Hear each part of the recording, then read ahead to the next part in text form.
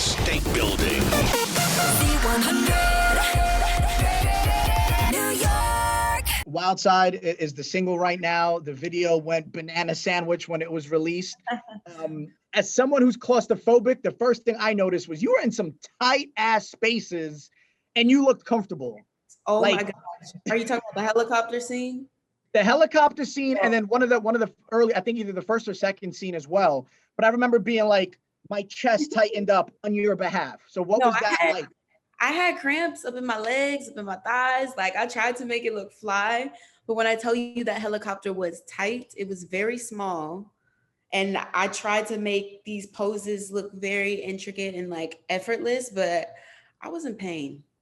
You pulled it off. Now, how long was that shoot? I mean, I'm sure there was different shots. Let's say the helicopter, for example, but you were in and out. I mean, did they let you out to stretch your legs for a minute and then go back in for 7? How did that kind of work out? See, it's kind of one of those things where, I mean, being a female, like if you have heels on, right, and you take the heels off and you put the heels back on, it hurts worse and you got to get readjusted. So it was one of those things where I was just like, let me just be very uncomfortable for the next hour and it'll go by faster and I won't have to readjust myself. Hey, yo, if it don't hurt, it don't look good. So beauty is pain, right? That's what they say. So then, like I said, the single went crazy, the video went crazy, social media blew up about it. What was the original concept for that video? Exactly what we saw? Was there a different concept that kind of tinkered along with it? What was your personal input in that whole video? Honestly, it kind of just grew, to be quite frank with you. Like it was just really an evolution. It started off with a treatment with a mood board from the director Tanu, who is a boss at what she does. She's from Ukraine. And when I tell you there was many sleepless nights, like the time difference was really, really a challenge. It was crazy.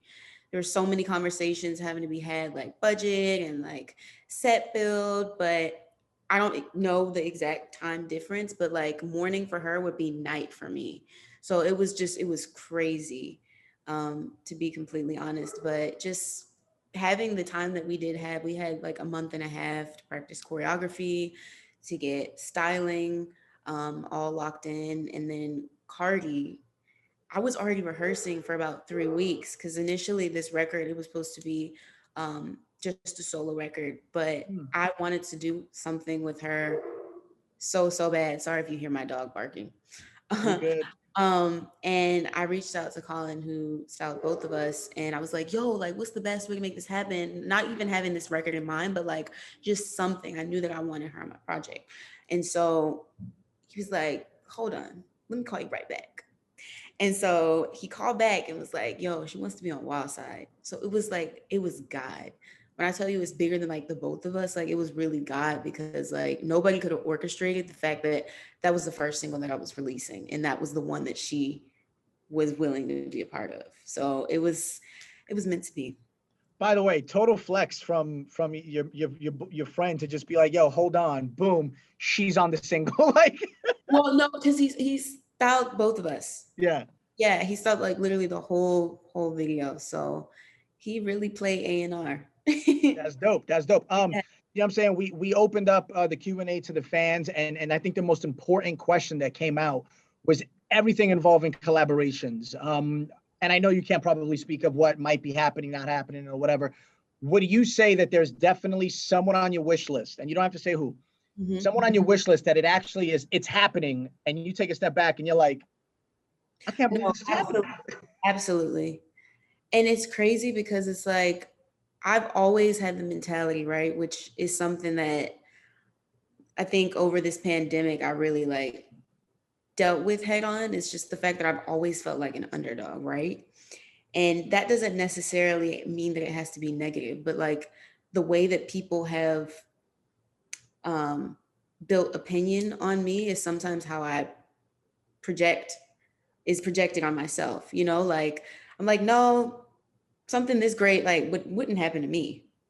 You know, it's almost like that thing where it's like, me, like unbelievable, like absolutely no way. So it's just like, it's crazy. I'm learning how to be like, no, I worked my ass off. You know, I've paid my dues. I've put in my work, and this is what I was born to do. This is where my purpose lies. Like, of course this is happening to me. So I'm learning how to change my perspective and being able to receive positive things happening to me. So Is like, it, no pun intended, it's wild that you say that, because that therapy recently, and I'm all about mental health. Going to therapy is popping. I love therapy, yo. I feel like that's something that should be talked about more, especially for me coming from like the Black community. I feel like, and I've seen it in our Black men as well, like it's almost frowned upon, you know, and I feel like it's not a conversation that we have No, and I think often. it's such an and I think it's such an important conversation to have. And I think there's something about, like, I grew up in the hood, and Mhm. there's something about going to therapy with specifically men in the hood that's like you said, frowned upon, talked Right, down upon, like, oh, that's ridiculous. Yo, you chilling, just right. listen to this song, or yo, just be happy, or like And it's something. generational. It's generational because that stems from our parents and our parents' parents, you know? And it's really like not our fault, but it has to be broken at some point. And not to get like too personal with me, but like I'll never forget telling my mother, yo, I'm gonna start therapy after the new year or whatever it was. And she was like, why? And I was just like, yo, were you not part of my childhood that saw a Right, lot of trauma? You know what I'm saying? right. And Absolutely. and I think a lot of people, we have to have that conversation. What is something that you feel helps you kind of come back to center, when you're kind of feeling yourself off balance a little bit? Is there any techniques or someone that you just hop on the phone with to be like, yo, let me vent, now I feel better? Right. Honestly, I pull up to church.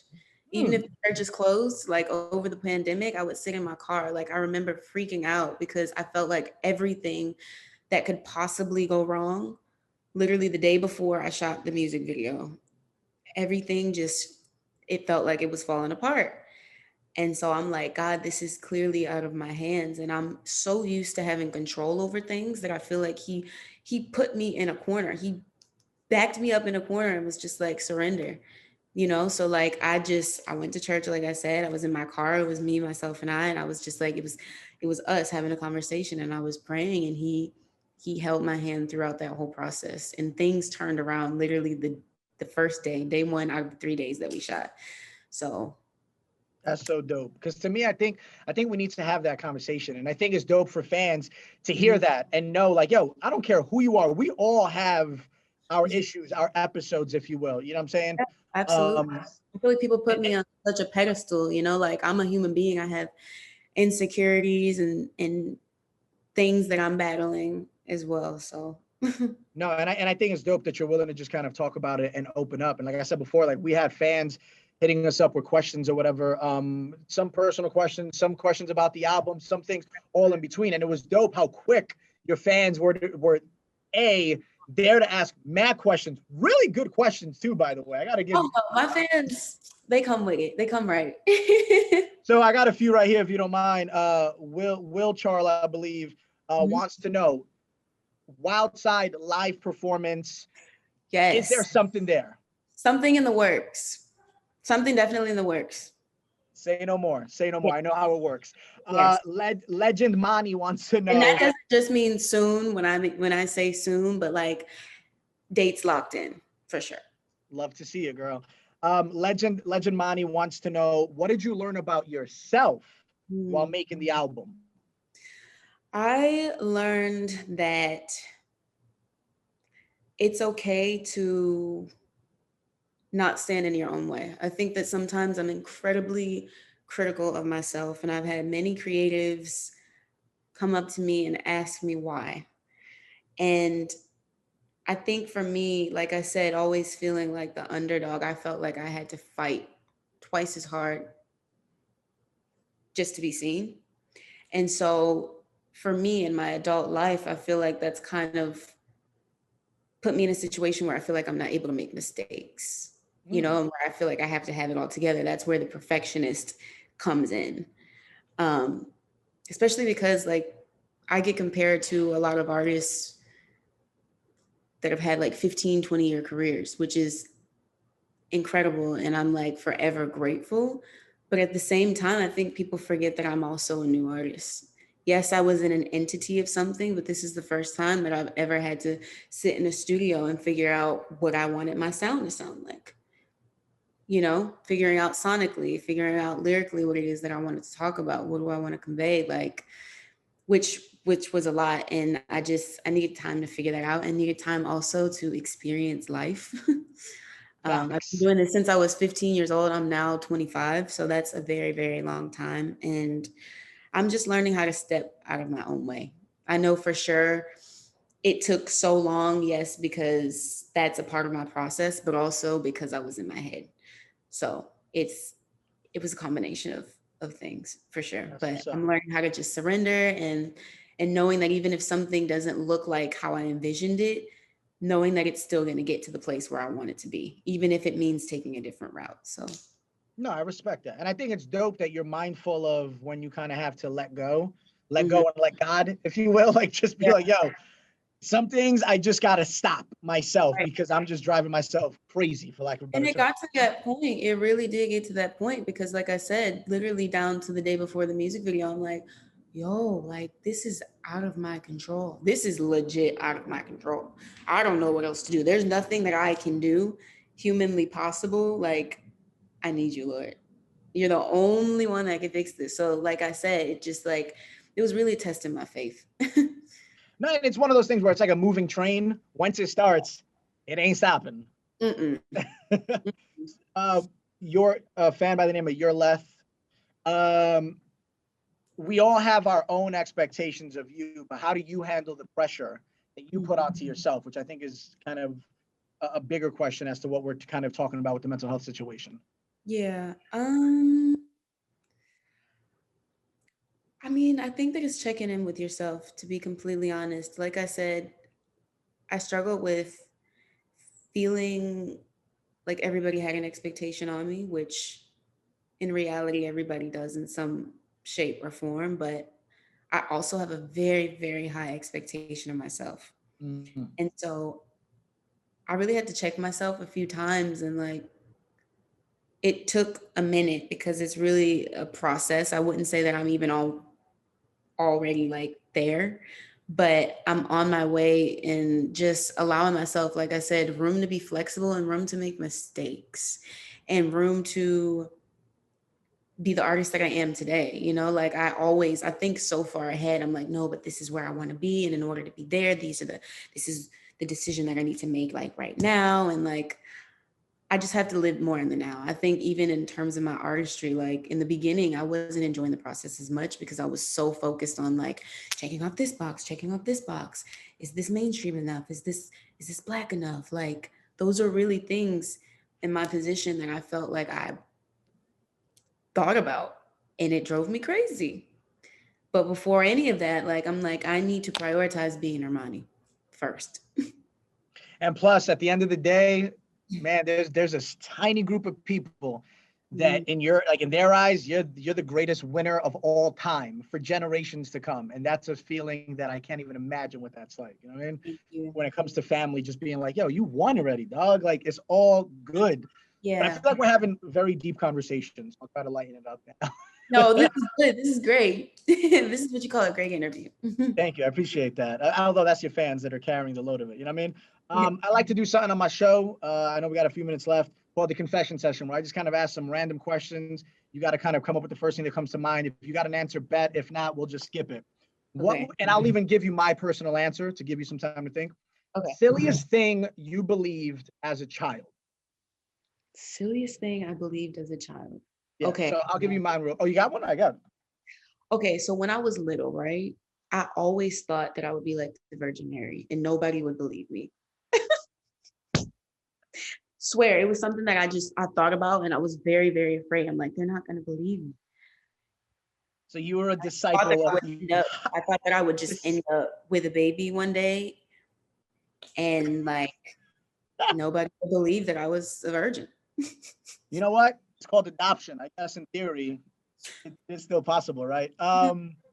Something that you wish you learned in school that you didn't learn until you were out in the real world. Something that I wish I learned in school that I didn't learn. I mean, I guess like how to communicate with people. I always say that I felt a little bit robbed because I was homeschooled since I was like in 6th grade. So I didn't have the high school experience. And I feel like those are pivotal years to really just like learn different types of people, which I was just thrown into at a very, very large scale. No, that's what's up. Most embarrassing injury. Most embarrassing injury? Dance rehearsal. Okay, I'll just say this right now. What happened? My nail, it broke. So I was shooting a video that I was a part of, and it was as simple as me hitting my hand up against the car seat, and that shit just popped off. And my best friend, I was like, okay, can you please just like make it shorter so it doesn't get like hooked onto anything? And this girl, she goes to clip it, and it just rips off like the whole nail. I heard that that's one of the most painful things ever. No, it really is. Like, I don't think that you can't. I'm a dude. Yeah, you can't imagine. It really freaking hurts. It's the skin. It's just, it's a lot. Last one, and then we'll wrap this up. Favorite Disney princess and why? Princess Tiana, because she's from New Orleans and she is beautiful Black queen. And I like to see myself in Princess Tiana. Love that. I live through her. What can we expect from Normani for the rest of 2021 and beyond? Records on records on records on records, and performances and positive light, and yes, me just thriving and flourishing. Love to see it. Love to hear it. The single outside. More on socials. That's for my fans. Nah, listen, going through your Twitter and stuff, seeing the retweets and the engagement with the fans. That's what they want. I've been like ODing a little bit, but man, you got one life to live. Have your fun, yo. A simple retweet will make someone's entire month. So run with it, girl. That's very true. So a lot of songs, records, video on the way for something we don't know that, you know what? We'll look at your 10 fingers and see if maybe we can catch a missing nail. Or maybe you do one of these in the video and just want to throw up 4. We don't know. We'll find out. So I had like a private performance, and I was literally like this the whole time. With the mic. Love that. One more time, Normani. Thank you so much. Appreciate you. Single out now, video out now. Going to be a live performance coming up soon. We don't know when, but it's coming. Very, very soon. I appreciate you, girl. Thank you for everything. Yo. Thank you. From the top of the Empire State Building. C100.